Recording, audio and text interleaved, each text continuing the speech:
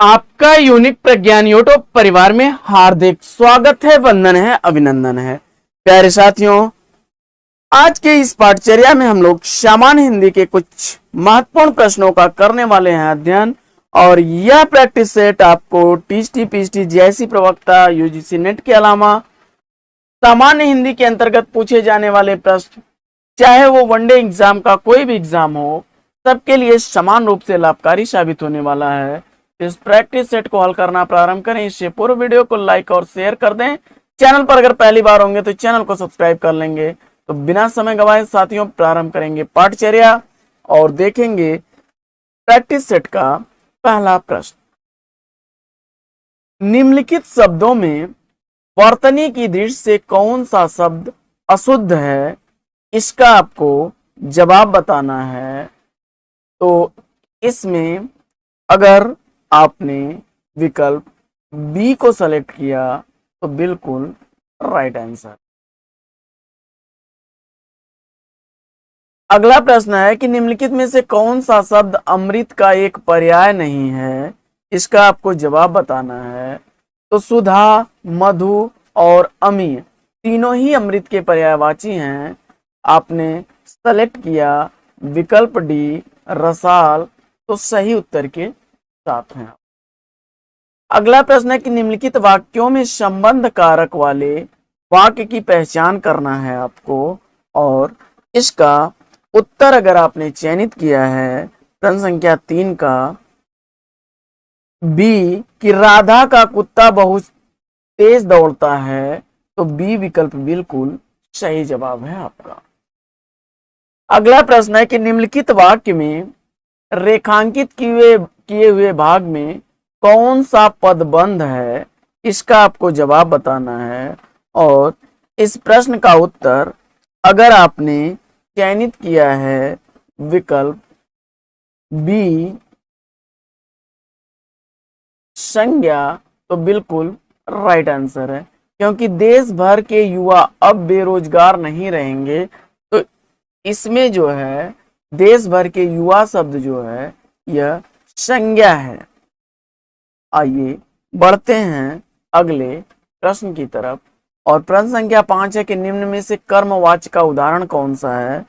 तो कर्मवाच्य का उदाहरण इसमें हो जाएगा विकल्प ए, पत्र लिखा जाता है। विकल्प ए इसका राइट आंसर।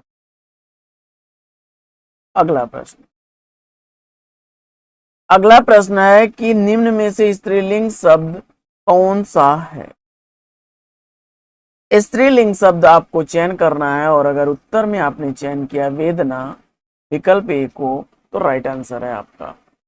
अगला प्रश्न है कि निम्नलिखित वाक्य में क्रिया विशेषण पदबंध क्या है। उस पहाड़ी के पीछे मेरा गांव है। उस पहाड़ी के पीछे मेरा गांव है, इसमें अगर आपने क्रिया विशेषण सेलेक्ट किया उस पहाड़ी के पीछे, तो बिल्कुल राइट आंसर है आपका।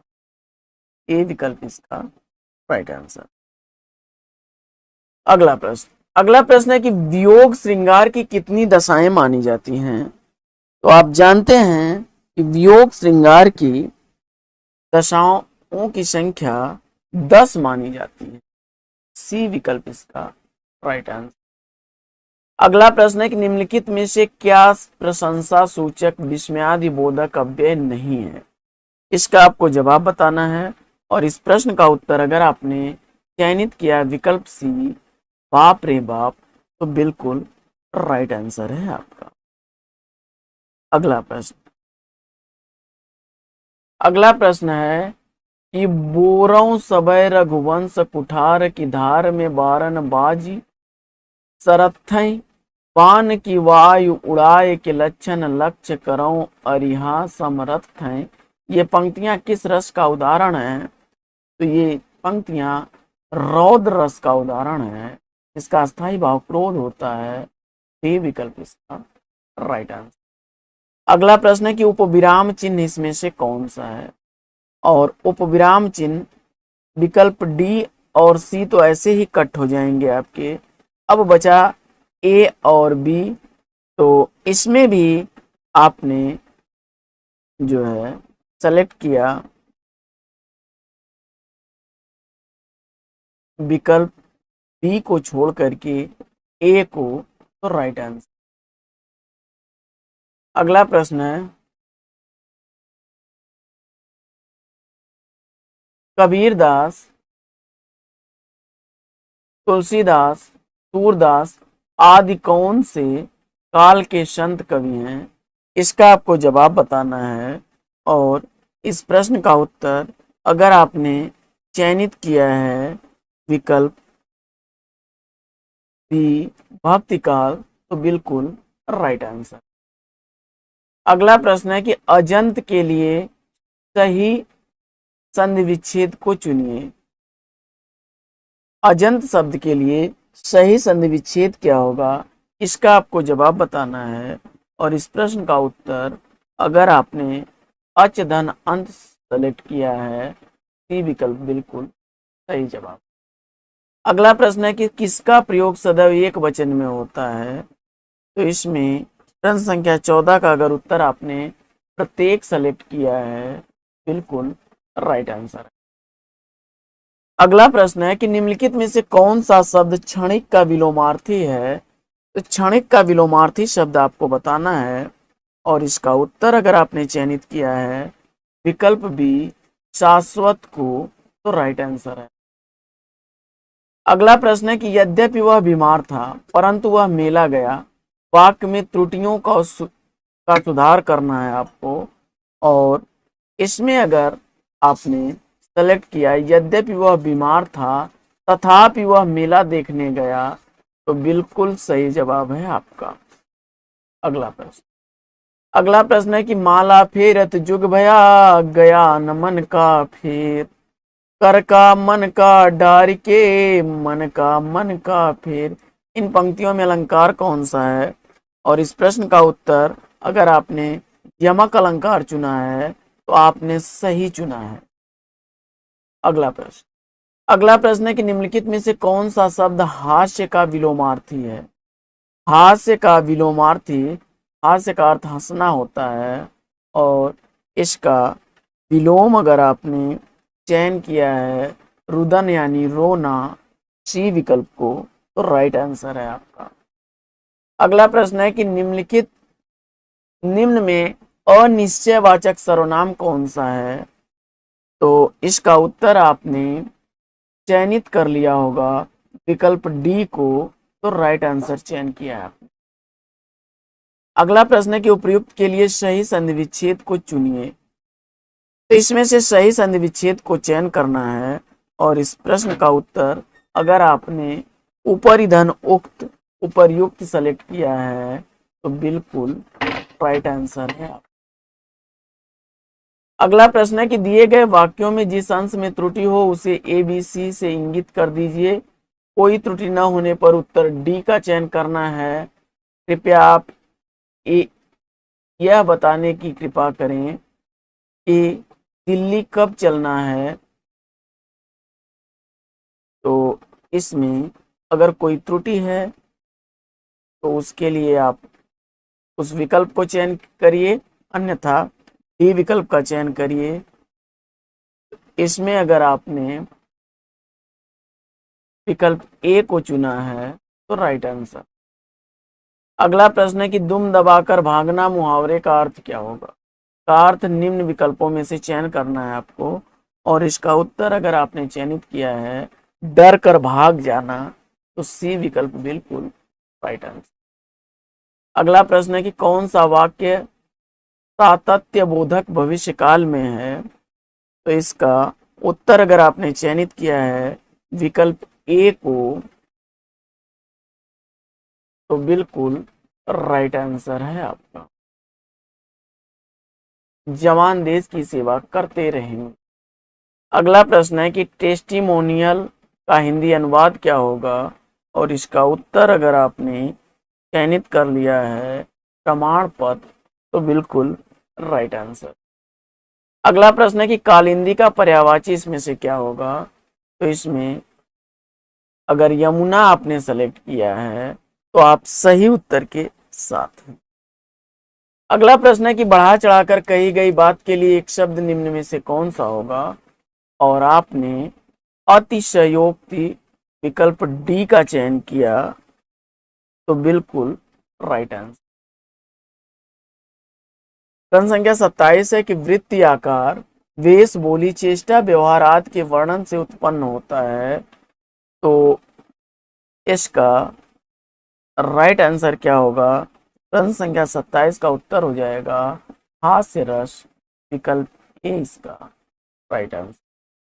अगला प्रश्न एक निम्नलिखित में से विशेषण कौन सा है, तो विशेषण आपको चयन करना है, और अगर इसमें आपने सेलेक्ट किया है विकल्प डी को शांत, तो बिल्कुल राइट आंसर है।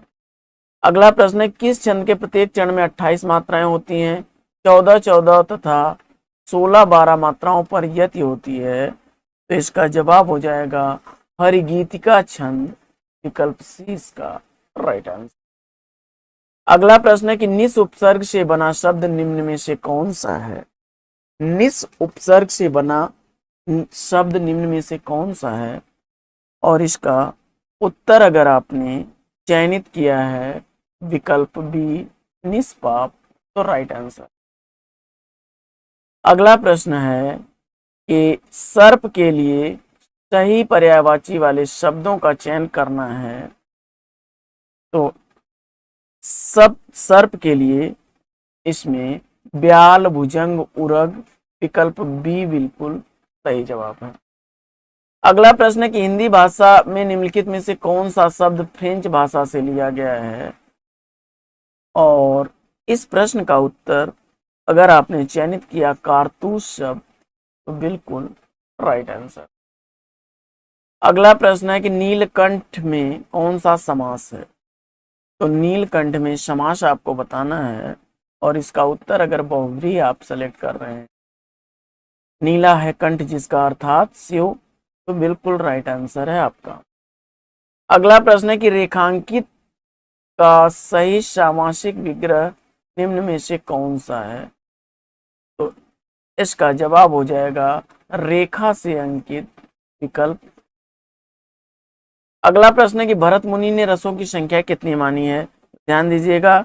आचार्य भरत मुनि के अनुसार रसों की संख्या 8 है। सामान्य तौर पर 9 रस स्वीकार किए जाते हैं, तथा विद्वानों में मतभेद है, और अलग अलग विद्वानों के अनुसार रसों की संख्या 11 भी होती है। तो साथियों इसमें भरत मुनि के अनुसार 8 विकल्प आप चयन करिएगा। अगला प्रश्न है कि निम्नलिखित शब्दों में तत्सम शब्दों की पहचान करना है, तो तत्सम शब्दों की पहचान आपने अगर कर ली है, प्रश्न संख्या 36 का जवाब कारण, विकल्प ए को, तो राइट आंसर है। यह इसका तत्सम होगा दुग्ध, लव और वानरा। अगला प्रश्न है निम्नलिखित कवियों में गांधी जी ने किस कवि को राष्ट्र कवि से सम्मानित किया, तो राष्ट्र कवि की संज्ञा महात्मा गांधी जी ने दी थी मैथिली शरण गुप्त को, उनकी कृति भारत भारती से प्रभावित होकर के। अगला प्रश्न है कि निम्नलिखित में से कौन सी बोली राजस्थानी के अंतर्गत नहीं आती, और इसका उत्तर अगर आपने सेलेक्ट किया है विकल्प सी मागधी, तो राइट आंसर। अगला प्रश्न है कि जो न दिखाई पड़े के लिए एक शब्द निम्न में से कौन सा है, और आपने इसका जवाब प्रश्न संख्या 39 का सेलेक्ट किया अदृश्य, तो बिल्कुल राइट आंसर। अगला प्रश्न है कि मिलाप शब्द में कौन सा प्रत्यय है। मिलाप शब्द में अगर आपने प्रत्यय चयनित कर लिया है आप, तो बिल्कुल राइट आंसर है। अगला प्रश्न है कि दीर्घ तथा विवृत स्वर इसमें से कौन सा है, और इसका जवाब अगर आपने चयन किया है आ विकल्प ए को, तो राइट आंसर है। अगला प्रश्न है कि उपेंद्र वज्रा किस प्रकार का छंद है, और इसका उत्तर आपने वर्णित छंद विकल्प बी चयनित किया तो राइट आंसर है आपका। अगला प्रश्न है कि मूल पाठ का शब्दशः अनुवाद क्या कहलाता है, तो इसका जवाब हो जाएगा विकल्प डी शब्दा अनुवाद का एक नाम है। तो इसमें आपको चयनित करना है कि यमुना का एक नाम कौन सा है, और अगर इस प्रश्न का उत्तर आपने देवसरी, देव नदी और विष्णुपदी को छोड़ करके कृष्णा को चयनित किया है, सी विकल्प बिल्कुल राइट आंसर हो जाएगा। देवसरी, देव नदी और विष्णुपदी गंगा के पर्याय हैं। अगला प्रश्न है कि पश्चिमी हिंदी की बोली कौन सी नहीं है, तो आप जानते हैं ब्रजभाषा, बुंदेली और कौरवी पश्चिमी हिंदी की बोलियां हैं। विकल्प डी को आपने चयनित किया जो बिहारी हिंदी की उपभाषा है, तो बिल्कुल राइट आंसर के साथ में आप रस की व्याख्या जो है, आरोपवाद की व्याख्या करने वाले आचार्य कौन हैं, और इस प्रश्न का उत्तर अगर आपने भट्टलोलट को सेलेक्ट किया है तो आप सही जवाब के साथ हैं। प्रश्न संख्या 64 है कि निम्नलिखित में से कौन सा शब्द स्त्रीलिंग नहीं है, इसका आपको जवाब बताना है, और इसका उत्तर अगर आपने चयनित किया विकल्प डी संदेश तो राइट आंसर। अगला प्रश्न है कि युयुत्सा का उपयुक्त अर्थ क्या होगा, तो युयुत्सा का उपयुक्त अर्थ होता है युद्ध करने की प्रबल इच्छा, बी विकल्प इसका राइट आंसर। अगला प्रश्न है कि एलान गली जिंदा है उपन्यास की लेखिका हैं, तो एलान गली जिंदा है उपन्यास की लेखिका कौन है, इसका विकल्प डी राइट आंसर हो जाएगा चंद्रकांता। अगला प्रश्न है कि आलोचना का पक्ष पर व्यास सम्मान पाने वाले रचनाकार कौन है, तो आलोचना का पक्ष पर व्यास सम्मान पाने वाले रचनाकार हैं रमेश चंद्र शाह, विकल्प 20 का सही उत्तर। अगला प्रश्न है कि प्रेम मार्गी कवि कौन नहीं है, इसमें से प्रेम मार्गी कवि कौन नहीं है, इसका आपको जवाब बताना है। तो आपने मुल्ला दाऊद जायसी और मंजन को छोड़ करके जो इंद को सेलेक्ट किया है, बी विकल्प आपका राइट आंसर। आइए बढ़ते हैं अगले प्रश्न की तरफ। अगला प्रश्न है कि सूची 1 और सूची 2 का मिलान करना आपको। कालिदास की रचना मेघदूतम, दंडी की 10 कुमार चरितम, शूद्रक की मृच्छकटिकम और श्रीहर्ष की नैषधि चरितम है, यानी 4 1 2 3 इसका राइट आंसर। अगला प्रश्न है कि निम्नांकित में पुल्लिंग शब्द कौन सा है, इसमें पुल्लिंग शब्द का चयन करना है और आपने विकल्प डी नाटक को चुना तो राइट आंसर है। प्रश्न संख्या 71 है कि कवि व्यास रस कमलापुरी, यह पंक्तियां किससे संबंधित हैं, इसका आपको जवाब बताना है, और इसका संबंध अगर आप जायसी की रचना पद्मावत से लेते हैं तो बिल्कुल राइट आंसर है आपका। अगला प्रश्न है कि घर का रास्ता किसका काव्य संग्रह है, घर का रास्ता काव्य संग्रह के रचनाकार कौन है, और उत्तर में आपने घर का रास्ता काव्य संग्रह सेलेक्ट किया मंगलेश डबराल जी को, तो सी विकल्प बिल्कुल राइट आंसर हो जाएगा। आइए साथियों पढ़ते हैं अगले प्रश्न की तरफ, और अगला प्रश्न है कि भाभी ऊख काट लेने दो, इसके रुपए मिलते हैं तो जितना हो सकेगा तुमको भी दूंगा, न गांव छोड़कर भागा जाता हूँ न इतनी जल्दी मौत आ जाती है, यह कथन गोदान उपन्यास के किस प्रमुख पात्र का है, और इस प्रश्न का उत्तर अगर आपने सेलेक्ट किया होरी तो बिल्कुल राइट आंसर। अगला प्रश्न है कि उपेंद्र नाथ हस्क द्वारा लिखित लक्ष्मी का स्वागत किस प्रकार की एकांकी है, तो लक्ष्मी का स्वागत एकांकी एक तरह से सामाजिक व्यंग विधा की रचना है, और विकल्प अगर आप इसके सी के साथ हैं तो राइट आंसर।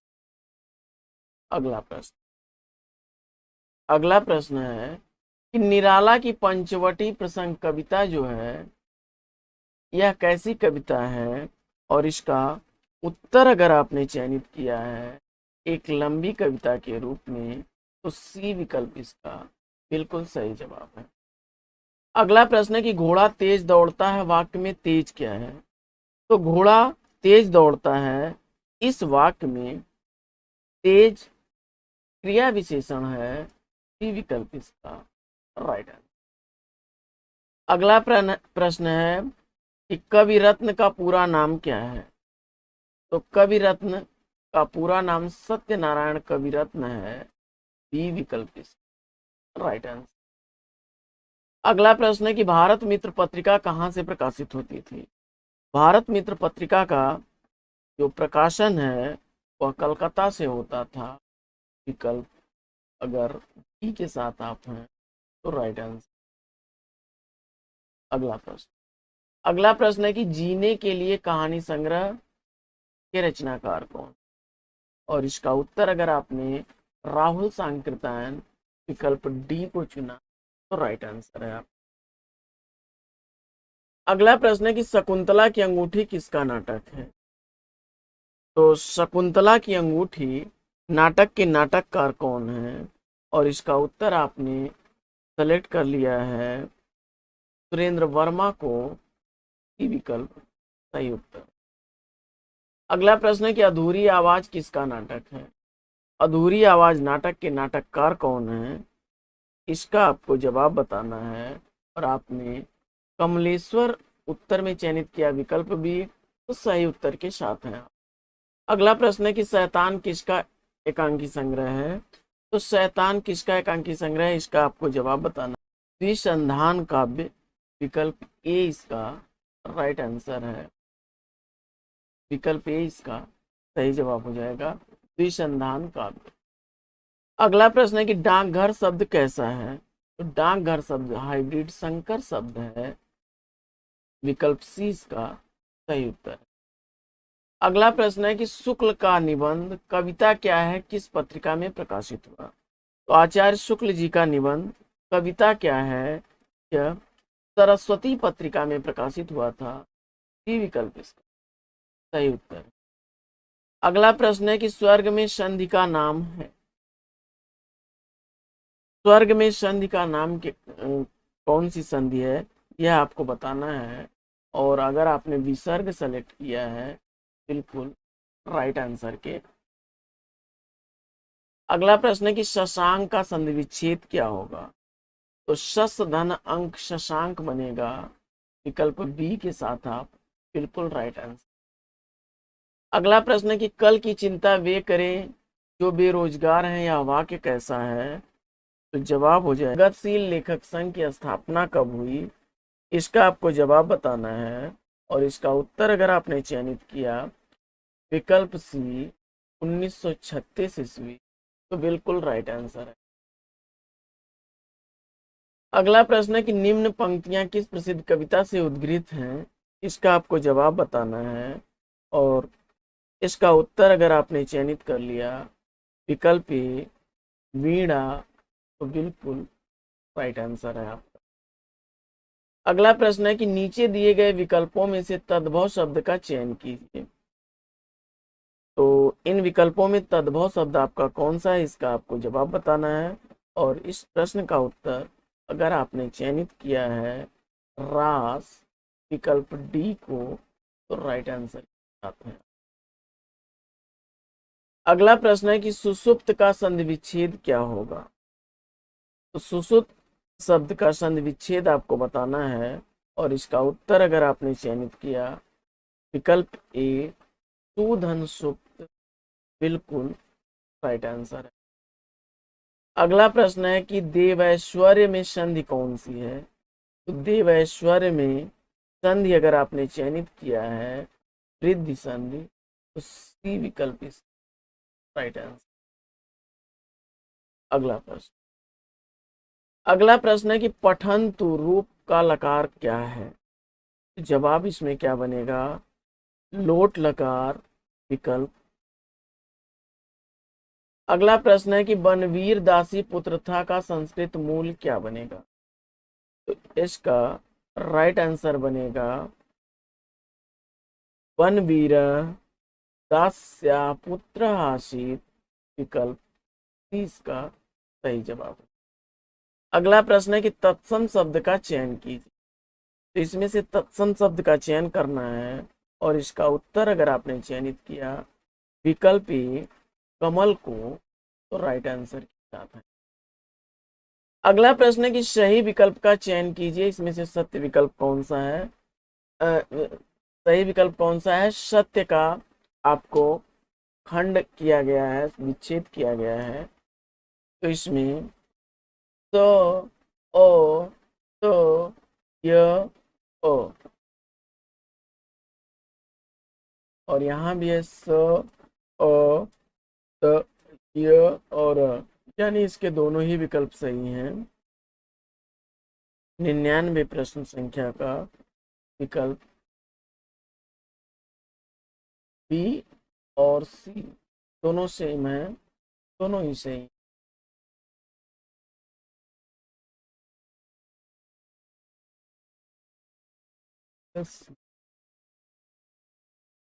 अगला प्रश्न है कि क का उच्चारण स्थान क्या है? तो अको विसर्जनिया कंठा सूत्र से निकाल लेंगे आप, कंठ है सी विकल्प सही उत्तर। अगला प्रश्न है कि निम्नलिखित में से तालु ध्वनियां कौन सी हैं, यह आपको बताना है। तो आपने अगर चयनित किया है इसमें झ और यहाँ सी विकल्प को, तो राइट आंसर है आपका। अगला प्रश्न है कि नीचे दिए गए विकल्पों में से तद्भव शब्द का चयन कीजिए। तो इन विकल्पों में अगर आपने तद्भव शब्द चयनित किया है विकल्प डी को, तो राइट आंसर है आपका 20। अगला प्रश्न है कि नीचे दिए गए विकल्पों में तत्सम शब्द का चयन करना है और अगर इसमें से तत्सम शब्द विकल्प ए आपने चयनित किया तो बिल्कुल राइट आंसर है। अगला प्रश्न है कि डोंडी पीटना का अर्थ क्या है? तो डोंडी पीटना का अर्थ होता है सबसे कहना, ए विकल्प इसका सही उत्तर। अगला प्रश्न है कि निम्नलिखित में से कौन सा नाटक दया प्रकाश सिन्हा द्वारा लिखा गया है? तो दया प्रसाद सिन्हा द्वारा लिखा गया नाटक इसमें विकल्प बी सही हो जाएगा, चिड़िया। अगला प्रश्न है कि पुनः सवेरा एक और फेरा ही जी का पंक्ति किसकी है? इन पंक्तियों के पंक्तिकार हैं सूर्यकांत त्रिपाठी, निराला। अगला प्रश्न है कि काव्य में अभिव्यंजनावाद निबंध के लेखक कौन? काव्य में अभिव्यंजनावाद निबंध लिखने वाले लेखक हैं आचार्य रामचंद्र। अगला प्रश्न है कि 1954 ईस्वी में प्रकाशित नए पत्ते के संपादक कौन थे? तो जवाब हो जाएगा विकल्प सी लक्ष्मीकांत वर्मा।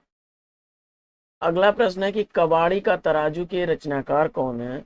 कबाड़ी का तराजू कृति निर्मला गर्ग की रचना है,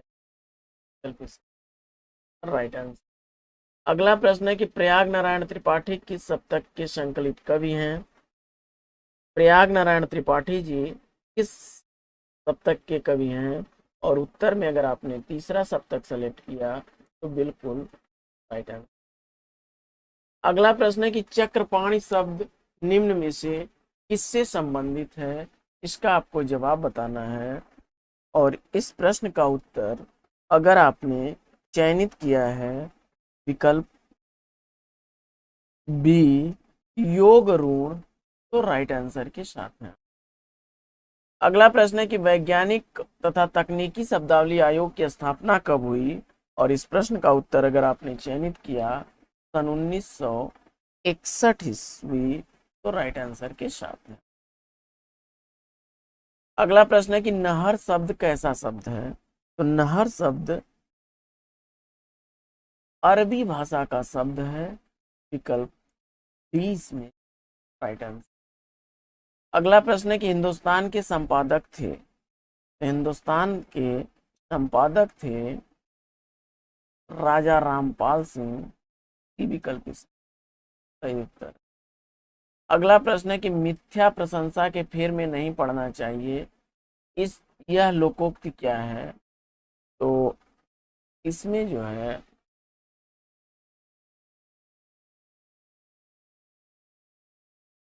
मियाँ की दाढ़ी वाहवाही में गई, विकल्प इसका राइट आंसर बनेगा बी। अगला प्रश्न है कि निम्नलिखित में से कौन सी रचना हेमचंद्र की नहीं है? तो ध्यान दीजिएगा, यहाँ पूछा जा रहा है कि हेमचंद्र की कौन सी रचना नहीं है। तो शब्दानुशासन, देसी नाममाला और कुमाल पारचरी, तीनों रचनाएं हेमचंद्र की हैं। डी विकल्प आपने चयनित किया तो राइट आंसर के साथ है। अगला प्रश्न है कि यह चिन्ह क्या इंगित करता है? तो यह चिन्ह इंगित करता है त्रुटि चिन्ह है, त्रुटि विराम चिन्ह है, विकल्प ए इसका राइट आंसर। अगला प्रश्न है कि युयुत्सु के लिए शब्द इसमें से कौन सा होगा? और इस प्रश्न का उत्तर युद्ध का इच्छुक, विकल्प बी आपने चयनित किया तो राइट आंसर है आपका। अगला प्रश्न है कि देव का पूरा नाम क्या था? तो देव का पूरा नाम देवदत्त था, बी विकल्प सही जवाब। अगला प्रश्न है कि निम्नलिखित शब्दों में से किस शब्द में उपसर्ग नहीं है? जिस शब्द में उपसर्ग नहीं है उसका आपको चयन करना है। अनुवाद में अनुज और अवज्ञा में है मिलान शब्द, डी विकल्प आपने चयनित किया तो राइट आंसर। अगला प्रश्न है कि निम्नलिखित में से तद्भव शब्द कौन सा है? तो इसमें तद्भव शब्द अगर आपने चयनित किया है विकल्प बी कंचन को तो राइट आंसर है भैया आपका। अगला प्रश्न है कि अरुण गात गति प्रात पद्मिनी प्राणनाथ भय, यह पंक्तियां किसकी हैं? यह केशव दास की पंक्तियां हैं, विकल्प डी इसका सही जवाब है। और हिंदी साहित्य का इतिहास ग्रंथ के लेखक कौन है? इसका आपको जवाब बताना है। तो हिंदी साहित्य का इतिहास ग्रंथ आचार्य रामचंद्र शुक्ल की रचना है, डी विकल्प के साथ हैं आप तो राइट आंसर है, इसमें से कोई नहीं। और अगला प्रश्न है कि निम्नलिखित में से किस शब्द में प्रत्यय है? प्रत्यय लगा हुआ शब्द आपको जोड़ना है और इसमें आपने विकल्प ए को चयनित किया तो बिल्कुल राइट आंसर। अगला प्रश्न है कि नैसर्गिक का विलोम शब्द क्या बनेगा? नैसर्गिक शब्द का विलोम बनेगा कृत्रिम, विकल्प बी के साथ अगर आप हैं बिल्कुल सही जवाब है आपका। तो साथियों पाठचर्या कैसी लगी कमेंट्स करके जरूर बताइए। वीडियो को पहली बार देख रहे हैं तो चैनल को सब्सक्राइब करना और वीडियो को लाइक करना बिल्कुल ना भूलें। और जो लोग डेली के व्यूअर होंगे वो तो वीडियो को लाइक कर चुके होंगे और शेयर भी कर दिया होगा, और नहीं किए होंगे तो अब कर देंगे। फिर मिलते हैं आपसे अगले वीडियो में एक नए प्रकरण, एक नए टॉपिक, एक नए अंदाज में। तब तक के लिए लेंगे आपसे विदा। आपका जीवन मंगलमय हो। बेस्ट विशेष बेस्ट आप लग। जय हिंद।